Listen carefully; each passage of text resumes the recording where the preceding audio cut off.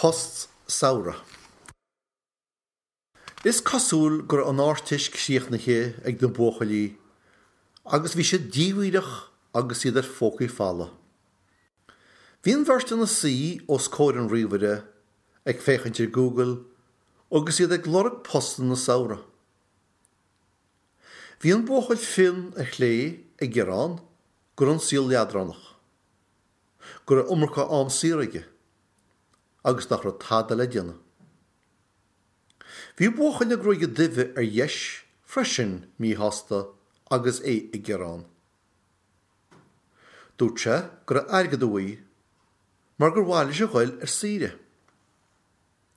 Ag déir an tara bheadh sé ag dul go ag colaiste, agus heastí éadaí nua freisin uí.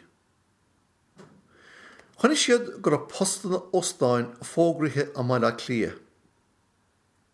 Bhí bóchail na gróige finne ar chlé ag grá gur bháin deacrachtaí lei sin. Bheadh siad a spáile agus chaithfí airgad é dhíc ar árasán. Dúirt bóchail na gróige duibhe ar dheis gur a dhearr féin a maiile clia, ach go mbeadh sé imithe don samhraidh, agus go mbeadh spás an mar sin. Chun bhirt chuig óstán í néal agus bhuailt siad leis an bainisteoir. Tháirg an bainisteoir postóibh. Gine sé dóibh faoin na dúilgasaí oibre a bheith orú. Bhíne sé faoin na huaireanta oibre dóibh. Dúirt sé leo a bheith béasach leis na customéirí. Dúirt sé leo go mbeadh orú éide oibre a chaitheamh a gcónaí. Díra sé díomh an sin ar an cheiste acu, agus thosa siad láireach ag gobair.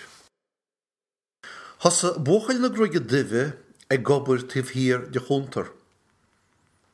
Bhí sé ag tarraing pintaí agus ag líana deochanna. Bhí bóchail na gróige finne ag freastal in na customéirí mar reastalí. Bhí sé caint leis na customéirí agus bhí sé ag tospáint an bhíochláir dóibh. Dúirt sé leo gur a cúpla ráha speisialta ar thairiscint an lá sin. Tháinig deire an tara agus chéad bhí an óhaid. An téanúil as tríocha de bhí lúnasa. Bhuailt sé leis an bainisteoir an lá ag tríochnaí an óhaid. Bhí an bainisteoir tharbheith sásta leo.